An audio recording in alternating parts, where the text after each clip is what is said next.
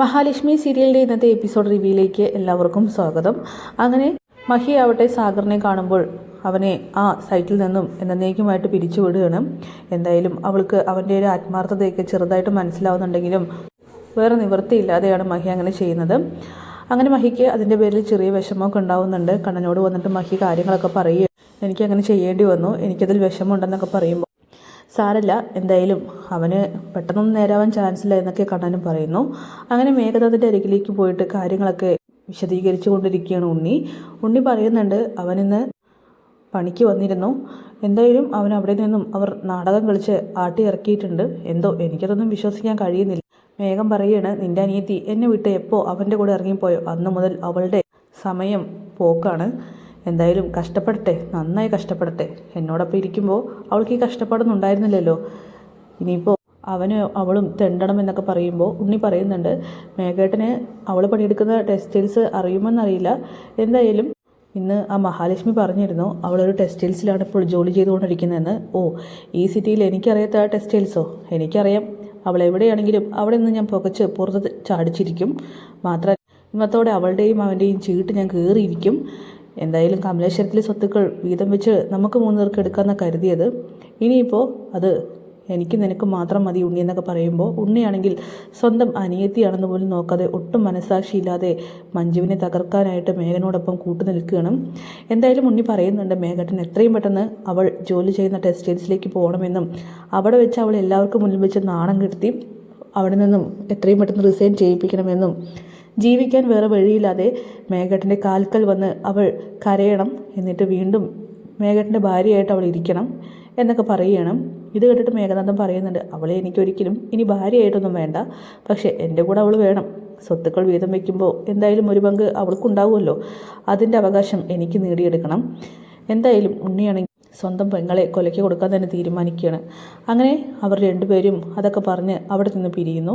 പിന്നീട് മേഘനാഥനാണെങ്കിൽ നേരെ പോകുന്നത് മഞ്ജു ജോലി ചെയ്യുന്ന ടെക്സ്റ്റൈൽസിലേക്കാണ്. അങ്ങനെ മഞ്ജുവിൻ്റെ ഒരു സുഹൃത്ത് അത് കാണുന്നുണ്ട്. മഞ്ജു ജോലി ചെയ്തുകൊണ്ടിരിക്കുമ്പോൾ ഓടി വന്നിട്ട് പറയുകയാണ്, അതെ ആ മേഘൻ വരുന്നുണ്ടെന്ന്. അത് കേൾക്കുമ്പോൾ തന്നെ മഞ്ജുവിനാണെങ്കിൽ ആകെ പേടിയാവുകയാണ്. അവൾ വേഗം തന്നെ കുറച്ചങ്ങോട്ട് മറഞ്ഞു നിൽക്കുന്നുണ്ട്. മേഘനാഥൻ തന്നെ കാണാൻ തന്നെയാണ് വരുന്നതെന്നുള്ള സത്യം മഞ്ജു മനസ്സിലാക്കുകയാണ്. അങ്ങനെ വന്നിട്ടുണ്ടെങ്കിൽ ഉറപ്പായിട്ടും തന്നെ ജോലി അവൻ കളയുമെന്നും എല്ലാവർക്കും മുന്നിൽ വെച്ചിട്ടും നാണം കെടുത്തുമെന്നൊക്കെ മഞ്ജുവിന് നന്നായിട്ട് അറിയാം. അങ്ങനെ മഞ്ജു ഒന്നും അറിയാത്തതുപോലെ മറഞ്ഞു നിൽക്കുമ്പോൾ ഡി എന്ന് വിളിച്ചുകൊണ്ട് മേഘന അങ്ങോട്ട് വരികയാണ്. മഞ്ജു ആവട്ടെ ആകെ ഷോക്കാവുന്നു. എന്തായാലും മഞ്ജു അതൊന്നും പുറത്ത് കാണിക്കാതെ എന്താ തനിക്ക് വേണ്ടത് ഇങ്ങനെ ചോദിക്കുന്നുണ്ട്. എന്താ എനിക്ക് വേണ്ടെന്നും കണ്ട ആണുങ്ങളെ കറക്കിയെടുക്കാൻ വേണ്ടിയിട്ടല്ലേ നീ ജോലിക്കാണെന്ന് പറഞ്ഞ് ഈ ടെക്സ്റ്റൈൽസിലേക്ക് കയറി പറ്റിയിരിക്കുന്നത് എന്നൊക്കെ ചോദിച്ച് എല്ലാവർക്കും മുന്നിൽ വെച്ച് മഞ്ജുവിനെ അപമാനിക്കുകയാണ് ചെയ്യുന്നത്. എന്തായാലും മഞ്ജുവിനെ ചുറ്റും നിൽക്കുന്ന എല്ലാവരും നോക്കുന്നുണ്ട്. അങ്ങനെ മേഘനാണെങ്കിൽ ആ കഥകളൊക്കെ പിടിച്ചു പോവുകയാണ്. ഇവളെ ആദ്യം എൻ്റെ ഭാര്യയായിരുന്നു, 1 മാസം എന്നോടൊപ്പം എൻ്റെ ഭാര്യയായിട്ട് ജീവിച്ചു, പിന്നെ ഏതോ ഒരുത്തൻ്റെ കൂടെ ഇറങ്ങിപ്പോയി, ഇനിയിപ്പോൾ അവനെയും വഞ്ചിച്ച് പോകാൻ വേണ്ടിയിട്ടായിരിക്കും പുതിയ ഒരുത്തനെ കണ്ടുപിടിക്കാൻ ഇവിടേക്ക് ജോലിക്ക് വന്നത്, ഇവളെ വിശ്വസിക്കട്ട എന്നൊക്കെ പറഞ്ഞ് ഓരോ വൃത്തികളായിട്ട് മഞ്ജുവിനെ കുറിച്ച് പറഞ്ഞ് പരത്തുകയാണ്. അങ്ങനെ മേഘനയെ ചെറുത്ത് നിൽക്കാനായിട്ട് മഞ്ജു ശ്രമിക്കുന്നുണ്ടെങ്കിലും മേഘനാഥൻ പറയുകയാണ്, നിൻ്റെ ഭർത്താവ് ഒരുത്തരുണ്ടല്ലോ, അവനെയും പണിയിൽ നിന്ന് പിരിച്ചു വിട്ടിട്ടുണ്ട്, അവൻ ചുമട്ട് തൊഴിലാളിയായിട്ട് പോയിരിക്കുകയായിരുന്നല്ലോ, നിനക്കും അവനും ഇനി ജീവിക്കാൻ ഒരു മാർഗ്ഗമില്ലടി, നിങ്ങൾ പിച്ചെടുത്ത് ജീവിക്കുന്നതായിരിക്കും നല്ലത്. ഇപ്പം തന്നെ ഈ ടെക്സ്റ്റൈൽസിലെ മാനേജറെ ഞാൻ കാണും, എനിക്കറിയാത്ത ടെക്സ്റ്റൈൽസോ ആരും തന്നെ ഇല്ല, നിനക്കിവിടെ ജോലിയില്ല, ഇന്നത്തോടെ നീ പോവാൻ റെഡി ആയിക്കോ എന്നൊക്കെ പറഞ്ഞ് മേഘനാഥനാണെങ്കിൽ നേരെ പോകുന്നത് ആ മാനേജറുടെ അരികിലേക്കാണ്. എന്തായാലും മഞ്ജുവിനെ ആ സുഹൃത്തുക്കളെല്ലാവരും ചേർന്ന് സമാധാനപ്പെടുത്തുന്നുണ്ട്. അങ്ങനെ മേഘനാഥനാണെങ്കിൽ ആ മാനേജറെ കാണും, എന്നിട്ട് സംസാരിക്കുന്നുണ്ട്. എന്തായാലും അയാൾ അവൻ്റെ ആളായതുകൊണ്ട് തന്നെ മഞ്ജുവിനെ ജോലിയിൽ നിന്നും പുറത്താക്കാൻ തന്നെയാണ് കൂടുതലും ചാൻസ്. പക്ഷേ മേഘനാഥനും ഉണ്ണിയും എല്ലാവരും മറന്നു പോകുന്ന ഒരാളുണ്ട്, അത് നമ്മുടെ മാർക്കോ തന്നെയാണ്. സാഗറിനെയും മഞ്ജുവിനെയും ദ്രോഹിച്ചാൽ ഉറപ്പായിട്ടും തിരിച്ചടി കിട്ടുമെന്ന് മാർക്കോ വീണ്ടും വീണ്ടും മേഘനാഥനെ ഓർമ്മപ്പെടുത്തിയതാണ്.